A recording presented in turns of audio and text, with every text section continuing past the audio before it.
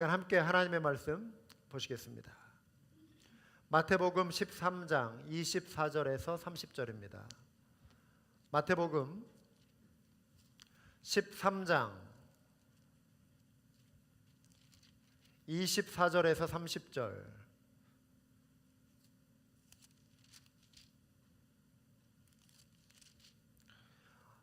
한 목소리로 우리 교독하시겠습니다. 예수께서 그들 앞에 또 비유를 들어 이르시되 천국은 좋은 씨를 제 밭에 뿌리는 사람과 같으니 사람들이 잘 때에 그 원수가 와서 곡식 가운데 가라지를 덧뿌리고 갔더니 싹이 나고 결실할 때에 가라지도 보이거늘 집주인의 종들이 와서 말하되 주여 밭에 좋은 씨를 뿌리지 아니하였나이까?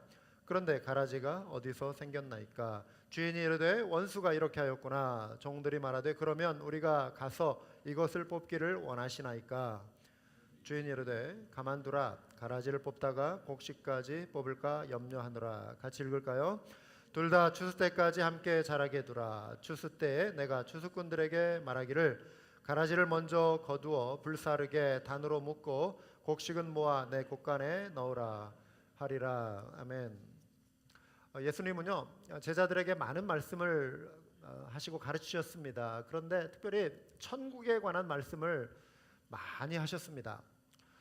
예수님이 설교 이제 본격적인 말씀을 전파하실 때 첫 마디가 무엇이었습니까? 회개하라, 천국이 가까이 왔느니라, 이렇게 말씀하셨어요.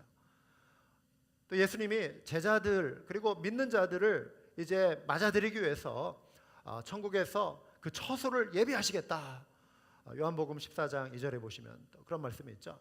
그리고 다 준비한 다음에 와서 너희를 이제 맞이하겠다, 이런 말씀하셨죠. 죽으시고 부활하신 예수님이 40일간 제자들과 함께 이제 머무셨거든요. 그들과 함께 이제 생활하시면서 어떤 말씀을 하셨냐면 천국에 관하여 또 말씀하셨다. 하나님 나라의 일을 말씀하셨다. 이렇게 사도행전 1장 3절에 말씀하고 있습니다. 예수님만 천국에 관하여 말씀하신 것이 아니라 성경에 보시면은 예수님의 제자 가운데 사도 요한 있지 않습니까? 노년에 반모섬에 유배되었습니다. 환상 가운데 예수님이 나타나셔서 천국을 보여주신 것입니다. 그래서 이 사도 요한이 가르쳐준 이 내용이 요한계시록에 그가 보고 온 그리고 기록한 내용이 요한계시록에 쫙 정리되어 있는 것이죠. 사도 바울 그 역시 셋째 하늘 곧 천국에 다녀온 사람입니다. 그가 환상 중에 천국을 보고 와서 천국에 이끌려 그가 갔다. 그러면서 말로 표현할 수 없는 것을 보고 왔다. 이렇게 고린도후서 12장에 말씀하고 있습니다. 그러하기 때문에 보이지 않지만 실제 않은 천국을 그가 너무나도 분명하고 확신 있게 이야기해주고 그 천국을 그는 주목하는 인생이 되었던 것입니다. 늘 그의 마음속에 천국이 있었어요. 주님과 함께하고 싶은 그 소망이, 그 열망이 바울에게 있었던 것입니다. 그렇기 때문에 복음을 위해 잠시 당하는 고난, 이게 바울에게는 결코 이게 큰 것이 아니었어요. 견딜 수 있는 힘, 천국의 가치가 너무나 크기 때문에, 천국을 향한 열망이 너무나 크기 때문에, 천국에 대한 믿음과 소망과 사랑이 너무 분명하기 때문에 이 땅에서 누리는 잠시 동안의 그 고난이 바울에게는 문제가 되지 않았다라고 하는 것입니다. 사랑하는 여러분, 천국은 이 세상과 다른 영적인 세계입니다. 그래서 인간의 경험으로는 천국을 온전히 이해하기가 어려워요. 그렇기 때문에 예수님께서 이해를 돕기 위해서 비유로 말씀해 주신 것입니다. 그 표현이 바로 천국은 마치 이와 같다, 이런 표현이에요. 천국의 비밀을 누구나 다 들을 수 있는 것이 아니었습니다. 귀로 소리를 듣지만 들어야 할 그 소리를 듣지 못하는 사람들이 이 세상에 너무나도 많이 있어요. 제가 아는 이 동네 우리 할아버지 두 분이 계신데 빌과 에런이에요. 이 두 분은 단짝 친구예요. 80 가까이 되신 분들인데 리타이어 하시고 매주 이분들이 만나서 1시간 반, 2시간 대화를 나눠요. 이분들을 자주 봐요. 제가 지난주에는 이 에런이라고 하는 할아버지가 막 역정을 내는 거예요. 빌이라고 하는 친구에게. 이분들은 너무나 친해가지고 음식 앞에 놓고 막 손잡고 막 기도하고 막 그러는 분들이에요. 그런데 아니 내 말을 이렇게 못 알아듣냐고, 내 말을 도대체 듣고 있는 거냐고, 무슨 말을 자꾸 하는데 딴소리만 하는 거야. 그러니까 막 진짜 화가 나가지고 말하는 게 아니라 너무나 친하니까 막 역정을 이렇게 내면서 아니 내 말을 지금 듣고 있냐고. 여러분, 소리는 있는데, 진리가 선포되고 있는데 그 소리를 듣지 못하는 귀가 있다라고 하는 거예요. 지난주에 나눈 것처럼, 그래서 들을 귀 있는 자는 들으라. 특별히 천국에 관하여 우리가 놓쳐서는 안 되는 것입니다. 이 세상에 여러분, 우리 뭐 올림픽 경기 이런 거 보면은 뭐 동메달도 있고 은메달도 있고 금메달도 있고 그러지 않습니까? 그런데 경기가 끝나면 나라별로 순위가 결정이 됩니다. 동메달 50개 따도 은메달 30개 따도 금메달 하나도 못 따면 그 나라는 등수에서 밀려요. 은메달, 동메달 하나씩만 따도 금메달 하나 따면 그 나라가 1위가 될 수도 있는 거예요. 이 세상에 수많은 소리들이 있습니다. 그런데 정말 들어야 할 소리, 듣고 구원받아야 할 소리, 천국의 복음을 듣지 못하면 이 모든 소리들은 공허한 메아리 뿐이에요. 메아리로 끝나버리는 것입니다. 여러분은 이 진리의 말씀, 천국의 복음을 듣고 계십니까? 예수님은 천국의 비밀을 창세부터 감추인 것들을 드러내신 거라고 표현하셨습니다. 천국 복음은 드러내고 들려줌으로써 믿게 하는 거예요. 천국 복음은 우리 귀에 들려져야 하는 것입니다. 그래서 귀 있는 자는 들으라 하신 거예요. 들을 뿐만 아니라 깨달아야 합니다. 깨닫고 주를 영접하는 것과 영적인 귀를 닫고 배척하는 것은 장차 천국이 임할 때 드러날 결과와 연관이 되어져요. 천국의 복음을 듣고 깨닫고 믿는 자는 주님이 예비하신 그 은혜, 그 영광의 자리에 잔치에 참여하는 것이고, 그렇지 못한 자는 바깥 어둠에 쫓겨 이를 갈며 우는 일이 생기게 되는 것입니다. 그래서 오늘 천국의 비유 세 가지 특징 가운데 첫 번째는 천국은 그 자녀를 구별한다라고 하는 특징이에요. 천국은 그 자녀를 구별합니다. 24절에 보시면 천국은 좋은 씨를 제 밭에 뿌린 사람과 같다, 이렇게 예수님이 비유를 들어 말씀하셨습니다. 이 내용을 또 예수님께서 후반부에 가면 설명을 해 주십니다. 구체적인 해석이 나오는데요, 인자 곧 예수님께서 좋은 씨 곧 천국의 아들들을 세상에 뿌렸다. 복음으로 믿어 구원 얻게 하는 하나님의 아들들이, 믿는 자들이, 주의 백성들이 이 세상에 지금 살아가고 있다라고 하는 것입니다. 하나님 나라를 사모하고 소망하며 살아갑니다. 그러나 세상은 동시에 원수가 와서 곡식 가운데 가라지를 덧뿌리고 간 것과 같다고 말씀하셨습니다. 여기에 원수는 마귀입니다. 사단 마귀입니다. 가라지는 악한 자의 아들들이다, 이렇게 설명해 주셨습니다. 여러분, 이 세상은 천국의 자녀와 마귀의 자녀가 동시에 살아가고 있는 세상입니다. 곡식과 가라지는요, 처음부터 구분되지 않습니다. 비슷하게 이렇게 자라기 때문에 언뜻 우리의 육안으로 볼 때는 구분이 되지 않아요. 저도 논농사, 저희 부모님 짓는 거 이렇게 보면서 도와드리고 하면 논에도 이런 게 있어요. 진짜 이 곡식이 있고 그렇지 않은 게 있어요. 그걸 우리는 시골에서는 피라고 불렀어요. 피를 뽑는다. 이 블러드 피가 아니라 이 진짜 이 벼의 옆에 딱 기생충처럼 옆에 딱 붙어가지고 이 곡식이 자라는 것을 영양가를 다 빨아먹고 튼튼하게 자라는 그러한 가짜 벼가 있어요. 가짜 벼가 똑같아요. 이렇게 가만히 보면. 그런데 농사꾼들의 눈에는 보여요. 그거를 나중에 조심스럽게 이거를 분리해서 뽑아내죠. 그런데 지금 이 상황을 살핀 이 종들이 주인에게 와서 이거 지금 뽑아버릴까요? 이렇게 지금 말하는 것입니다. 그런데 주인은 자칫 곡식을 상하게 할 수 있으니 추수 때까지 기다려라. 그리고 이제 마침내 추수 때 추수꾼인 천사들이 곡식과 가라지를 분리합니다. 분리된 가라지는 먼저 거두어 불사름이 되고, 곡식은 모아 주인의 곳간에 드린다, 이렇게 말씀하고 있습니다. 불사름이라고 하는 것은 곧 지옥의 심판입니다. 곳간은 천국입니다.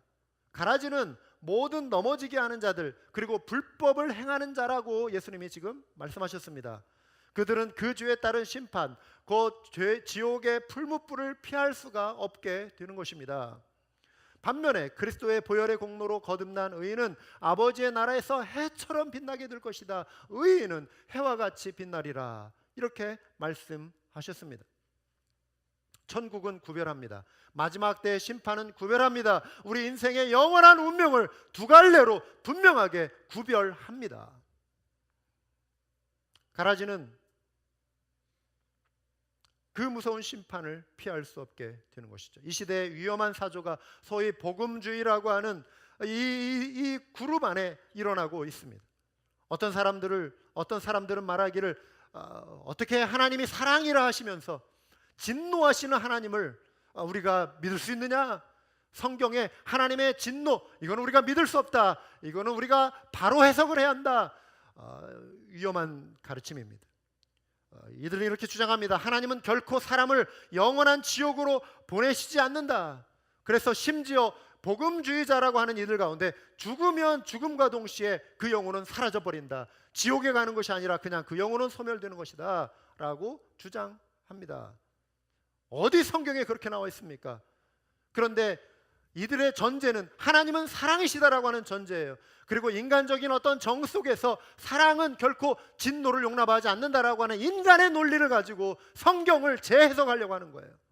자기의 생각을 성경 속에 집어넣는 것처럼 위험한 해석 방법이 없는 것입니다. 성경이 그렇게 말하고 있느냐 이것이죠. 최근 미국의 성공회는 어스틴에서 열린 총회에서요, 하나님 아버지라고 하는 표현이 남녀 평등에 위배되기 때문에 하나님에 있어서 아버지라고 하는 이 표현을 사용해서는 안 된다라고 하는 이 결정을 지금 미국 성공회가 주도적으로 하고 있다라고 하는. 그래서 그들의 기도문에 성별이 없으신 하나님 내용을 집어넣기로 결의했다는 것입니다. 한국의 이단 중에 하나님의 교회라고 하는 데, 이 이단은 후계자가 그 이단의 창시자가 죽었어요. 후계자를 자기 와이프에게 물려줬어요. 그런데 여자잖아요. 그러니까 갖다 붙인 칭호가 뭔지 아세요? 하나님 어머니예요. 그 교주를 신격화하기 위해서 만든 교리가 하나님 어머니라고 하는 것입니다. 이 신흥 이단과 이 수백 년의 전통을 자랑한다라고 하는 이 성공회에 이 변개한 이들의 시도가 어떤 차이가 있느냐 이것입니다. 복음주의의 위기는 성경의 절대적 권위를 무너뜨리는 것으로 시작됩니다. 그 시도는 성경이 말씀하는 것을 말씀드린 대로 그대로 지금 받아들이는 것이 아니라 문화와 시대의 환경에 맞춰서 문화의 이름으로, 소위 말하는 문화의 이름으로 성경의 본래 의미를 뒤집거나 바꾸려고 하는 시도죠. 참된 믿음을 무너뜨리려고 하는 시도입니다. 세상 끝날까지 악과 거짓 진리는 난무할 것입니다. 눈에 보이는 세상이 전부인 것처럼 세상 사람들은 이 세상의 자랑과 육신의 정욕, 여기에 묶어두려고 하는 것이죠. 사랑하는 여러분, 우리는 참과 거짓을 구분할 수 있는 영적인 민감성이 필요합니다. 성경의 진리의 말씀, 진리의 지식이 필요한 것입니다. 우리 지난주 여름 성경학교 후원금 모금을 위해서 커피 이렇게 판매하고 그러지 않습니까? 거기에 이제 우리 아이들이 연습 때문에 이렇게 다 들어오고, 거기 우리 집사님들, 여집사님들이 이렇게 거기에 두 분이 계시는데, 제가 이제 커피를 사겠다고 하고 잔돈 거슬러 줄 수 있냐고 하면서 제 주머니에서 지폐를 이렇게 한 장 꺼냈어요. 그러면서 공 숫자가 많습니다. 이게 $1,000,000인데 이거 잔돈 있냐고. 이분들이 깜짝 놀라요. 우리. 그러면서 목사가 방금 전에 은혜로운 설교하고 설마 사기치겠느냐 싶은 그런 표정으로 저를 바라보면서 반신반의하는 거예요. 에? 그냥 누가 막 장난기 있는 표정으로 와가지고 하면은 에이 이럴 텐데, 목사가 와가지고 좀 더 진지하게 하니까 제가 장난치려고 그런 거죠. 물론 $1,000,000. 여러분, 이거 가짜입니다. 이건 전도제예요. 전도제. 뒷면에 전도제. 이거를 제가 여러분에게 드릴 테니 저에게 여기 한 100분의 1 가격만 주십시오. $1,000,000 아닙니까? 저에게 100분의 1 가격 그 돈을 주실 분 있어요? 10,000분의 1로 합시 깎아 드릴게요. 10,000분의 1만 현금을 저에게 주시고 이거 가지세요. $1,000,000 아닙니까? 그러면 그거 주실 분 있어요? 없습니다. 왜 그렇죠? 가짜잖아요. 아무런 효력이 없는 거예요. 화폐의 가치로는 이거는 휴지 조각에 불과한 것이죠. 거짓 신들이 난무하는 세상, 거짓 천국이 판을 치는 세상을 장차 주님께서 심판하시고 알곡과 가라지를 구별해내실 것입니다. 우리 중 한 사람도 가라지가 돼서는 안 됩니다. 성령으로 거듭난 알곡 신자가 되어 종말의 때에 천국 잔치에 모두 참여하는 우리 모두가 될 수 있기를 주님의 이름으로 권면합니다. 둘째로 천국은 그 영역을 확장합니다. 31절에서 33절 보시면 내용이 많지 않아 제가 30절까지만 읽었는데 비유가 쭉 연결이 되고 있습니다. 또 비유를 들어 이르시되 천국은 마치 사람이 자기 밭에 갖다 심은 겨자씨 한 알 같으니 이는 모든 씨보다 작은 것이로되 자란 후에는 풀보다 커서 나무가 되매 공중의 새들이 와서 그 가지에 깃들이느니라. 또 비유로 말씀하시되 천국은 마치 여자가 가루 서말 속에 갖다 넣어 전부 부풀게 한 누룩과 같으니라 말씀합니다.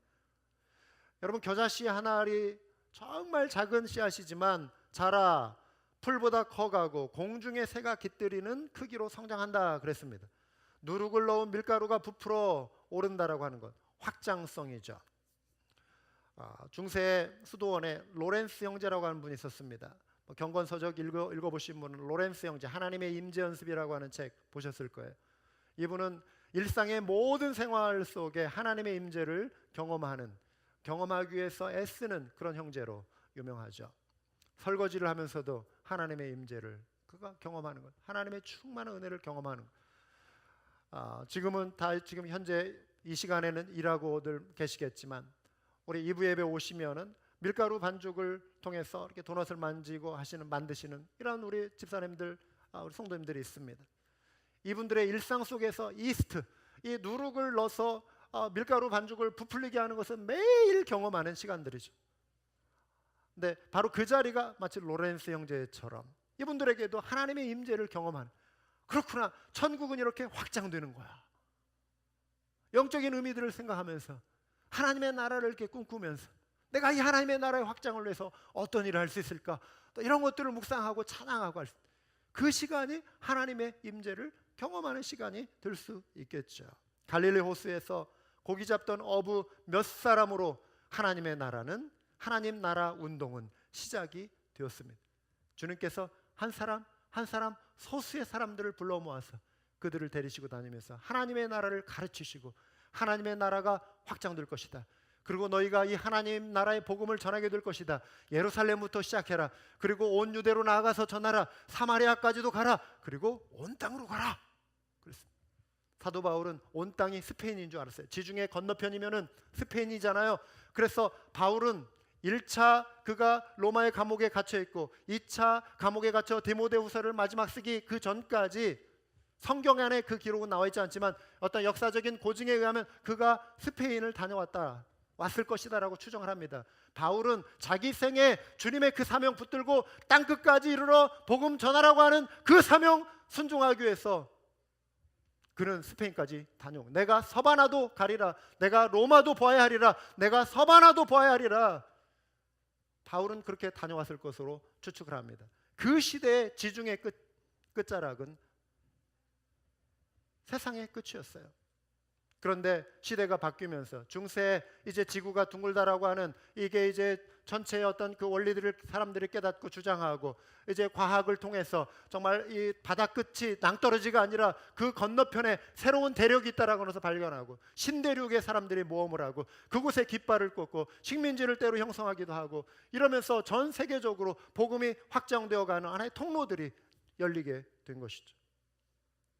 통계 자료에 따르면 1910년 전 세계 기독교 인구는 6억 1,200만 명이었습니다. 캐톨릭과 개신교를 합한 기독교입니다. 이 당시의 비율이 이미 34.8%였습니다. 그 전 100년 동안 영국과 독일, 프랑스 등 유럽을 통해 대선교 운동이 일어났습니다. 가장 위대한 세기라고 하는 선교 운동의 위대한 세기가 윌리엄 캐리를 필두로 해서 100년 동안 이루어진 거예요. 19세기. 그러면서 기독교 인구가 급격하게 늘어난 세기입니다. 34.8%로 성장을 했습니다. 20세기는 미국이 주도해간 선교 운동이었어요. 100년이 지난 2010년에 22억 9,200만 명, 3.5배로 늘어났습니다.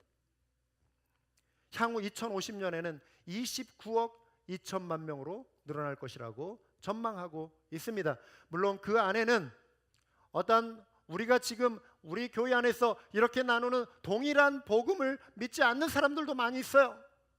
그런 사람들도 있을 수 있어요. 그러나 그들의 입에 성경이 말하는 그 하나님, 성경에 그 말씀하고 있는 예수님을 이들의 입술로 고백하는 그러한 사람들을 폭넓게 포괄해서 이러한 숫자가 된다라고 하는 것입니다. 그러면서 그 안에 복음의 역사들이 지금 확장되어 가고 있는 것입니다. 유럽의 기독교가 쇠퇴하고 미국의 세속화의 영향으로 기독교가 힘을 잃어가고 있는 것은 사실입니다. 그러나 전 세계적으로 볼 때 하나님은 하나님의 백성들을 여전히 불러일으키고 계시고 성령의 역사를 일으키고 계시고 곳간의 모아들을 주님의 알곡을 추수하고 계시는 것을 여러분 기억하시기 바랍니다. 하나님의 역사는 진행되고 있습니다. 아프리카 사하라 이남에 눈부신 성장이 일어나고 있습니다. 남미와 아시아권의 기독교 신앙은 역동성 있게 성장하고 있습니다. 2018년 월드컵 축구는 이제 4강으로 좁혀졌습니다. 남미팀 다 떨어졌어요. 유럽팀 4팀이 남았어요. 기독교 선교의 4강이 지금 있습니다. 미국, 한국, 브라질, 나이지리아.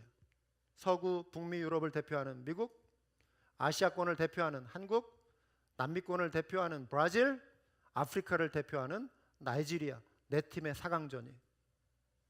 그런데 지금 치고 올라오는 그런 나라들이 또 있어요. 필리핀, 말레이시아가 선교합니다. 이제는. 그리고 우리가 주목해봐야 할 나라가 또 있어요. 중국의 인도예요. 엄밀하게 따지면 미국보다도 지금 한 3배 정도, 거의 4배 정도 선교사를 많이 파송한 나라는 사실 인도예요. 남부 지역에서 북부 미전도 종족들에게 수천의 미전도 종족이 인도에 있는데 언어가 달라요. 문화가 달라요. 그곳에 들어가서 살아요.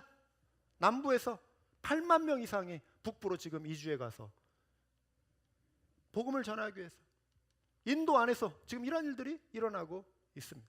하나님의 나라는 확장합니다. 하나님의 나라는 복음의 그 열망, 천국 복음의 그 소망을 가진 하나님의 사람들에 의해서 지금도 전진하고 있습니다.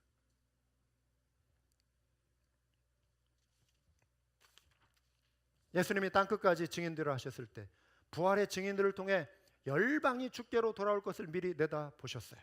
요한계시록 7장 9절 10절에 2일 후에 내가 보니 각 나라와 족속과 방언에서 아무도 능히 셀 수 없는 큰 무리가 나와 흰 옷을 입고 손에 종려가지를 들고 보좌 앞과 어린 양 앞에 서서 큰 소리로 외쳐 이르되 구원하심이 보좌에 앉으신 우리 하나님과 어린 양께 있도다.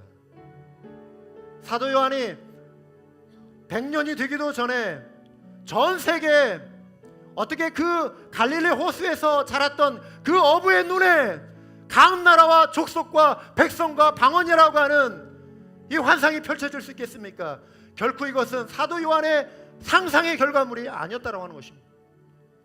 우주의 창조자가 되시고 전 지구의 통치자가 되시는 그 하나님의 눈에 향후 펼쳐질 온 민족에 주의 복음이 들어갈, 십자가를 지고 순교를 각오하고 나아갈 하나님의 사람들, 천국을 소망하는 그 하나님의 사람들이 나아가 각 나라와 족속과 백성과 방언에서 구원 얻는 이들을 불러 모을 것이라고 하는 그 환상의 비전을 이미 100년이 되기 전에 2000년 전에 하나님께서 사도 요한의 환상 가운데 보여주신 거예요. 그런데 20세기가 지난 오늘 그 일이 지금 이루어지고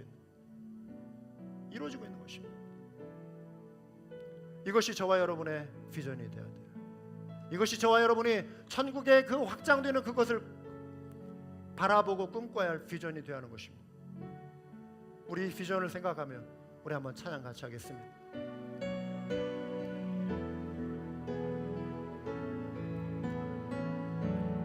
우리 보좌 앞에 모였네 함께 주를 찬양하며 하나님의 사랑 그 아들 주셨네. 그의 피로 우리 구원받았네. 십자가에서 쏟으신 사랑 강같이 온 땅에 흘러 각 나라와 족속 백성 방언에서 구원받고 주 경배 드리네. 그 원하심이 보좌에 앉으신 우리 하나님과 어린 양께 있도다. 그 원하심이 보좌에 앉으신 우리 하나님과 어린 양께 있도다. 사랑하는 여러분, 이러한 종말론적인 구원의 약속을 우리가 바라봐야 하는 것입니다. 이것이 우리의 비전이 되어야 할 줄 믿습니다. 사랑하는 여러분, 아멘 하시기 바랍니다. 이것이 우리의 비전이 되어야 할 줄 믿습니다. 우리가 그래서 인내로 복음의 씨앗을 세상에 뿌리는 전도자의 삶을 살아가야 하는 거예요. 천국이 확장되는 것은 그냥 저절로 되어지는 것이 아닙니다. 우리의 구호로만 되어지는 것이 아니라고 하는 것이에요. 수많은 이들이 복음을 위해 희생의 땀, 희생의 피를 흘렸습니다. 헌신으로, 이들의 헌신으로 이렇게 되어져 가는 것입니다. 교회가 역동적으로 성장할 수 있는 거 우리가 꿈꿔야 합니다. 우리 한맘교회가 역동적인 교회, 정말 성장하는 교회가 될 것을 우리가 꿈꿔야 할 줄 믿습니다. 그렇다면 이 일이 그냥 저절로 되어지는 것이겠습니까? 그렇지 않습니다. 하나님 앞에 무릎 꿇는 이들이 필요한 거예요. 교회 안에 주 앞에 무릎 꿇고 간절히 하나님 나라의 역사가 이루어가기를, 하나님 나라가 힘있게 확장되어 가기를 열망하는 이들의 뜨거운 기도와 눈물과 헌신과 희생이 있을 때 교회가 하나님의 나라의 확장의 영역 속에서 성장해 갈 수 있는 거예요. 사랑하는 여러분, 부흥은 가능합니다. Revival is possible. 부흥은 가능합니다. 아무리 밑둥이 잘려 죽은 고목나무와 같다 할지라도 이 사진을 한번 보세요. 제가 산책하면서 이렇게 볼 수 있는, 산책로에 볼 수 있는 하나의 풍경이에요. 공원 안에. 이게 제 마음에 깊은 감동으로 왔어요. 지나칠 수가 없었어요. 멈춰서서 카메라에, 셀폰에 이거를 담았어요. 저 밑둥이 잘려버린 나무는 쇠퇴하는, 죽어가는 기독교 어떤 영성, 어느 한 지역에 지금 죽어가는 영성, 어느 교회의 모습일 수도 있고 어느 한 국가의 모습일 수 있고 지금 어떤 유럽의 모습일 수 있고 어찌 보면 미국이 직면하게 될 수 있는 미래의 모습일 수 있어요. 그렇지만 하나님의 역사는 음부의 권세가 해하지 못하리라고 약속하신 그 하나님의 약속은 분명하기 때문에 저 안에서도 죽어가는, 이미 죽어버린 나무 속에서도 하나님은 생명의 역사를 불러일으키실 수 있다. 하나님은 새로운 새싹을 불러일으키실 수 있다. 키워내실 것이다. 저 나무가 자라 이제 20년, 30년, 50년 뒤에 저 두께보다도 더 굵은 나무를 키워가게 될 거예요. 이거는 또 다른 장면이에요. 몇 주 뒤에 이것도 눈에 띄었어요. 셀폰에 담았어요. 잘라내고 이제 끝나버린 것 같은 나무이지만 그러나 저곳에 새싹이 돋아나고 새로운 나무가 피어나고 있는 것입니다. 하나님이 이루십니다. 하나님의 나라이기 때문에 하나님이 이루어 가실 것입니다. 중요한 것은 우리가 여기에 마음을 열고 헌신할 준비가 되어 있느냐, 이 역사를 소망하고 있느냐, 우리 심령에 다른 누구가 아닌 내 안에 그러한 부흥의 역사를 갈망하는 그 소망이 있느냐, 내 가족에, 우리 교회에 그 소망이 우리에게 있어야 하는 거예요. 하나님의 나라는 확장합니다.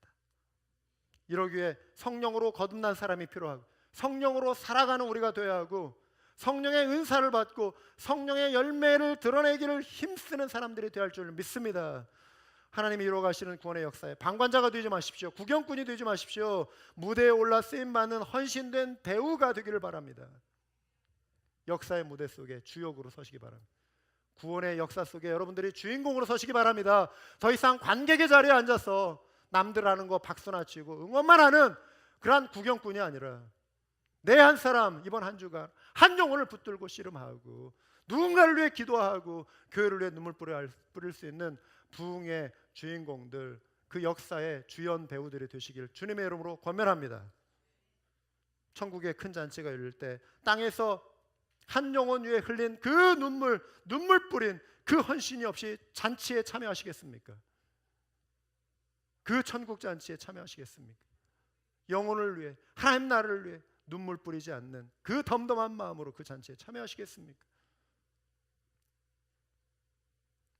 세 번째로 천국은 그 가치를 발휘합니다.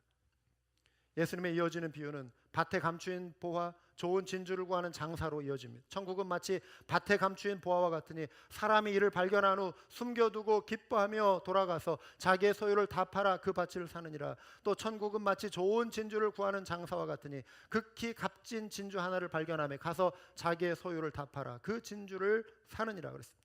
밭에 감추인 보화, 그리고 장사꾼이 산 진주, 어떤 거죠? 비교할 수 없는 가치를 의미하는 거예요. 전 재산을 다 팔아 살만한 그 이상의 가치를, 그렇게 하고도 아깝지 않을 만한 그 놀라운 가치가 있다라고 하는 것을 표현하기 위한 핵심은 여기에 있어요.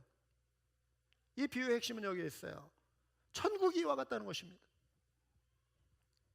CNN에서 얼마 전에 미국에서 제일 비싼 약값 5가지 보도했습니다. 액틴뮤네라고 하는, 이거 뭐 우리에게 익숙하지 않은 약이에요. 여러분, 이 약값이 한 달 이 약을 복용하는데 한 얼마 정도 들 것 같습니까? 한번 여러분 추측해 보세요. 도대체 비싸면 얼마나 비쌀까? 예? 10억? 네. 그러면은 10억 달러?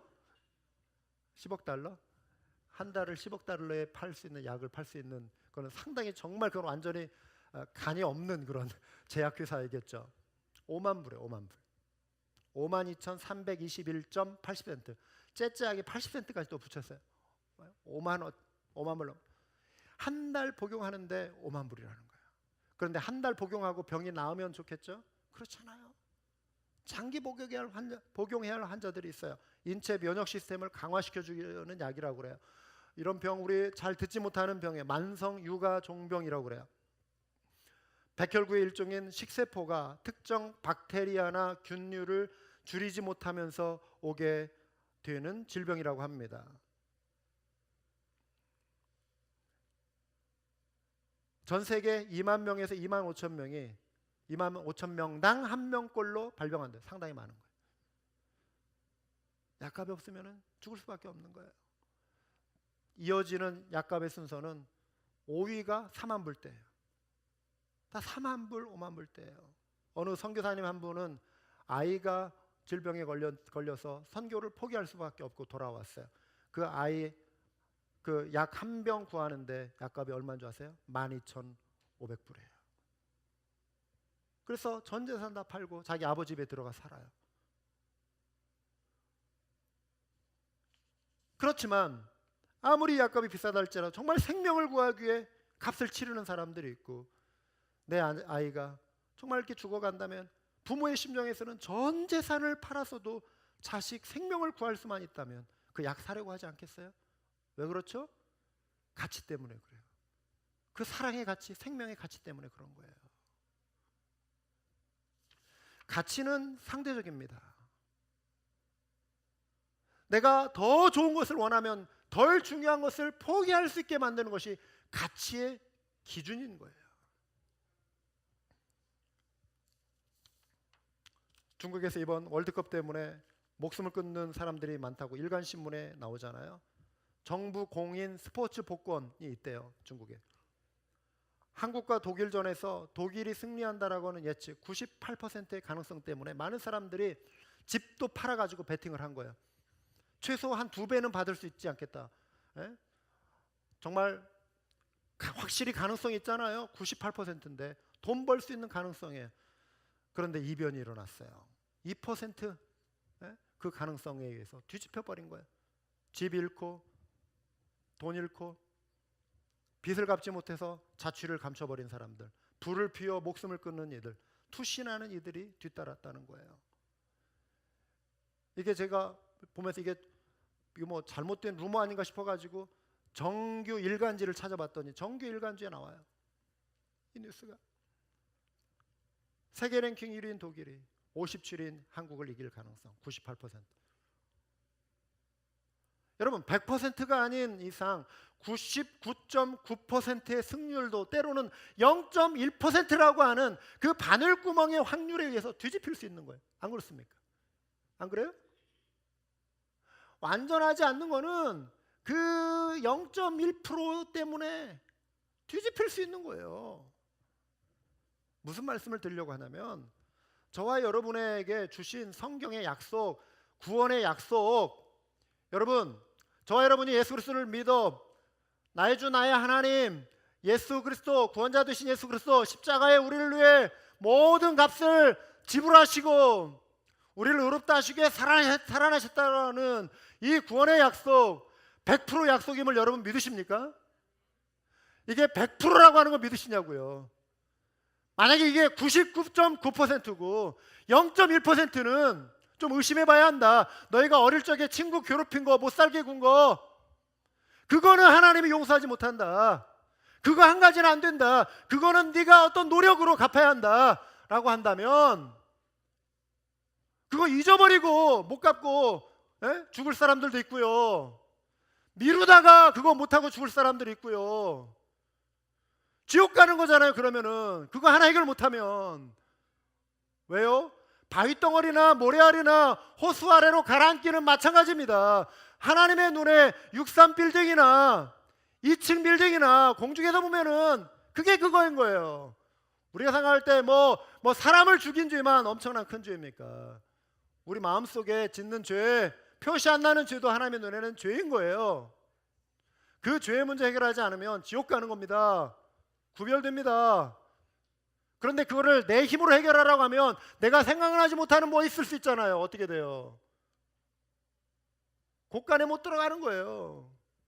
99.9%는 내가 해결해 줄 테니 0.1%는 네가 알아서 해결해라. 복음은 그것이 아닌 것입니다. 복음은 100%예요. 은혜는 100%인 것입니다. 예수 그리스도의 피값은 완전합니다. 완벽합니다. 그래서 복음이 될 수 있는 거예요. 그래서 십자가의 은혜가 될 수 있는 거예요. 우리가 0.1%를 가지고 가면 하나님의 의는 완전하지 못하기 때문에 하나님의 의가 아무리 99.9%라 할지라도 내가 캐스팅 보트 역할을 하는 거예요. 내 0.1%를 보내야만 하나님이 완벽해지지 않습니까? 제가 없으면 하나님은 완전하신 하나님이 아니십니다 라고 천국에 가서 거들먹대고 하나님과 같이 동급으로 놀려고 할 것이고 자랑하고 거만하게 굴 거예요. 피조물 인 우리 인생이 하나님 앞에서 무엇을 자랑할 게 있습니까? 우리는 자랑할 게 없어요. 우리의 은은 더러운 옷과 같다라고 그랬습니다. 오직 은혜로, 오직 믿음으로 십자가에서 이루신 구원은 완전합니다.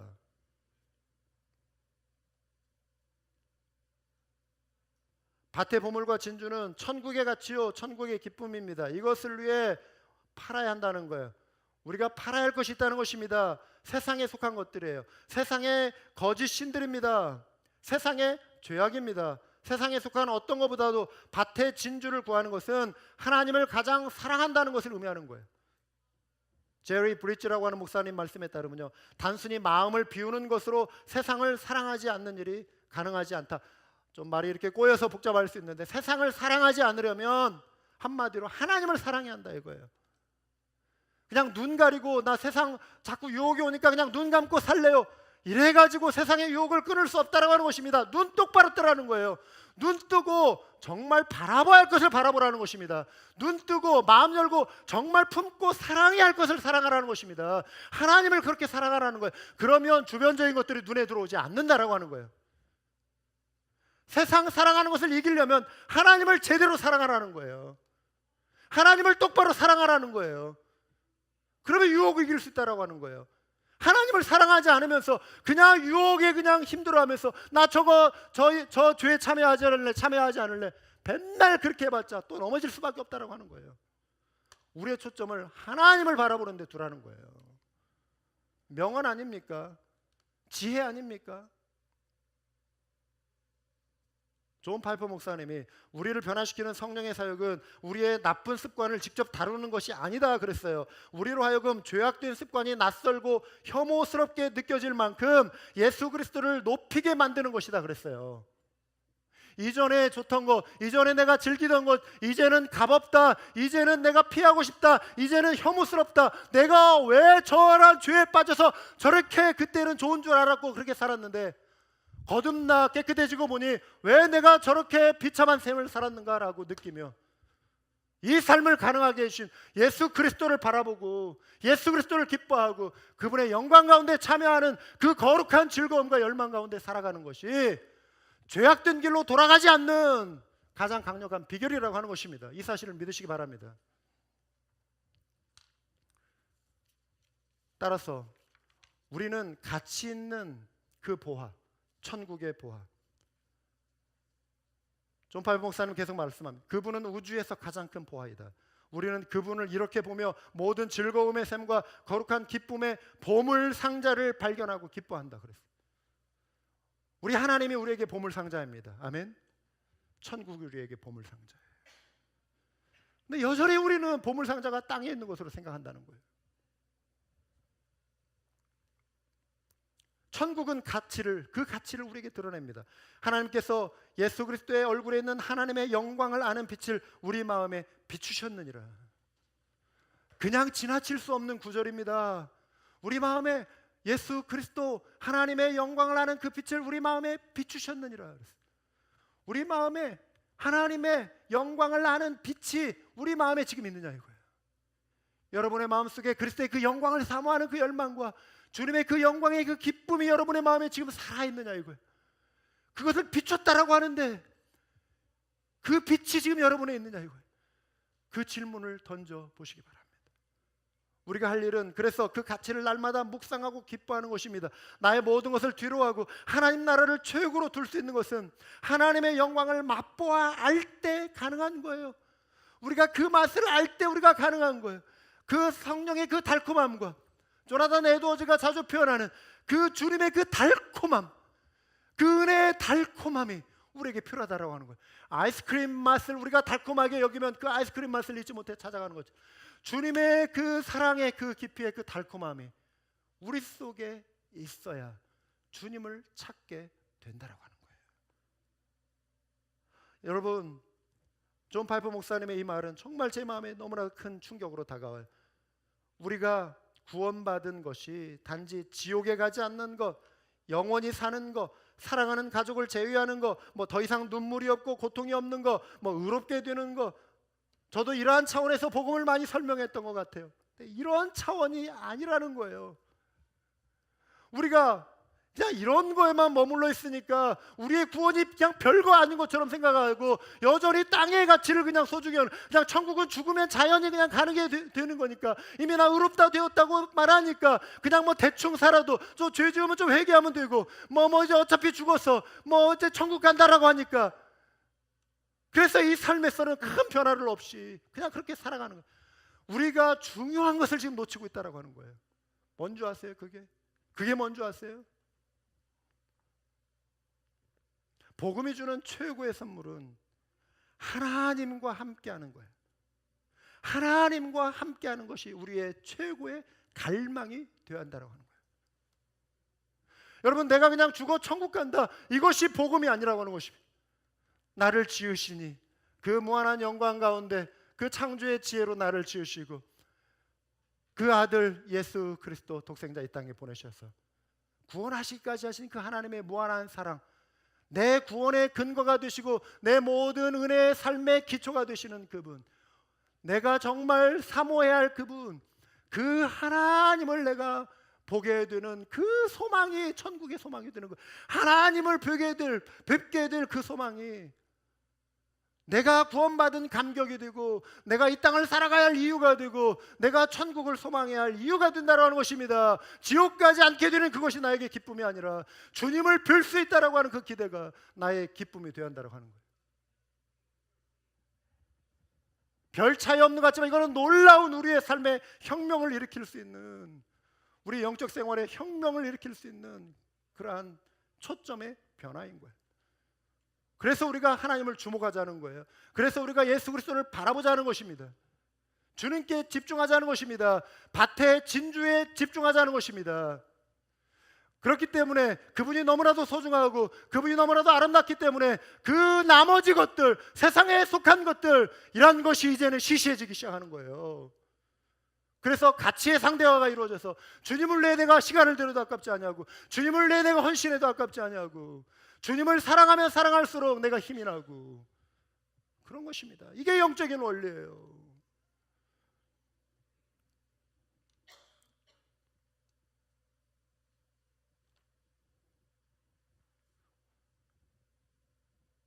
우리는 이 땅에 속한 것에 너무나 집중해 있어요. 하나님을 너무나도 막연하게 생각하고 살아가요. 그러나 사랑하는 오늘 이후로 여러분, 하나님과의 관계 속에서, 매일의 삶 속에서 우리가 하나님을 갈망합시다. 그 가치를 우리가 바라보고 소중히 여기고, 그러면 그것이 우선된 삶 속에서 나머지 모든 생활들이, 우리 일상의 생활들이 정리가 되기 시작하는 거예요. 취할 것을 취하고 버려야 할 것들을 버릴 것을 알게 되고, 어떻게 시간을 사용해야 할지 알게 되고, 사업을 어떻게 해야 할지 알게 되고, 인간관계를 어떻게 해야 할지를 내가 알게 되고, 가족관계를 내가 어떻게 해야 할지를 알게 되고, 내 자녀를 어떻게 양육해야 할지를 알게 되고, 그 모든 것들이 정리되기 시작하는 거예요. 이 가치 속에서. 사랑하는 여러분, 천국은 그 자녀를 구별합니다. 여러분은 하나님의 자녀로 구별되셨음을 확신하십니까? 천국은 그 영역을 확장합니다. 그 사명을 위해 하나님께서 여러분을 부르시고 사용하기 원하심을 믿으십니까? 천국은 그 가치를 드러냅니다.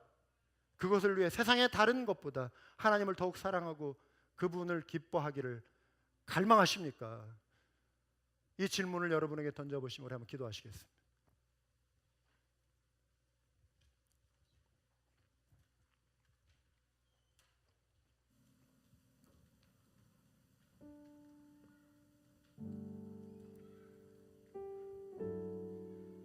천국은 구별합니다. 여러분은 구별되셨습니까? 천국은 확장합니다. 확장의 영역 속에 여러분은 지금 손 놓고 방관자입니까? 역사의 주 무대로 한 영혼을 가지고 지금 씨름하고 있습니까? 천국은 그 가치를 드러냅니다. 여러분에 있어서 가장 소중한 가치는 무엇입니까? 여러분의 생명까지 드릴 만큼의 천국의 가치가 여러분의 가치로운 것입니까? 이 땅에 100년 사는 인생, 그러나 그것과 비교할 수 없는 영원한 세상, 이 땅에 여러분이 100년 동안 억만금을 가지고 누리고 살아도 영원한 지옥에 처해진다면 100만금이 무슨 소용이 있겠어요? 우리 인생은 많이 살아왔어요. 어떤 분에게는 인생의 절반 이상을 사신 분도 있고, 절반을 사신 분도 있고, 그렇게 지금 살아가기 만큼의 지금 시간을 곧 맞이할 분도 있어요. 우리 시간은 금세 지나갑니다. 지금까지 여러분은 정말 무엇을 위해 여러분의 가치를 두고 살아오셨습니까? 오늘 이 시간이 어제와 별반 차이 없는, 지난주와 별반 차이 없는 한 시간의 예배가 되지 않기를 원합니다. 새로운 결단이 있기를 원합니다. 우리 한번 다 같이 기도하시겠습니다. 하나님 아버지,